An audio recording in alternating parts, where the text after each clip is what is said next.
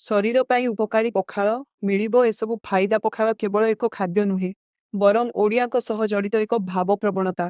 ସାରା ବିଶ୍ୱରେ ଓଡ଼ିଆମାନେ ଯେଉଁଠି ଥାଆନ୍ତୁ ନା କାହିଁକି ପଖାଳ ପ୍ରତି ସବୁବେଳେ ରହିଆସିଛି ସେମାନଙ୍କ ଅତୁଟ ଆଗ୍ରହ। ବର୍ତ୍ତମାନର ଅତ୍ୟାଧୁନିକ ଯୁଗରେ ମଧ୍ୟ ଏହି ପାରମ୍ପରିକ ଖାଦ୍ୟ ନିଜର ସ୍ୱାତନ୍ତ୍ର୍ୟ ବଜାୟ ରଖିବାରେ ସଫଳ ହୋଇଛି। ଧୀରେ ଧୀରେ ସହର ସଂସ୍କୃତିରେ ଜନଜୀବନରେ ସାମିଲ ହୋଇଛି ପଖାଳ କଂସା। ଗାଁ ଚାଳଘରେ ରହିଯାଇଥିବା ପଖାଳ ଏବେ ତାରକା ହୋଟେଲ ଏସି ରୁମ୍ରେ ଶୋଭା ପାଉଛି। ପଖାଳର ମହକ ସବୁଆଡ଼େ ଅନୁଭୂତ ହେଉଛି।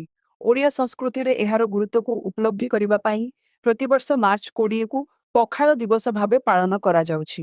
ଦୁଇ ପ୍ରହର ହେଲେ ଏବେ ପ୍ରାୟ ହୋଟେଲ ଓ ରେଷ୍ଟୁରାଣ୍ଟରେ ପରଷାଯାଉଛି ଭଳିକି ଭଳି ପଖାଳ କଂସା।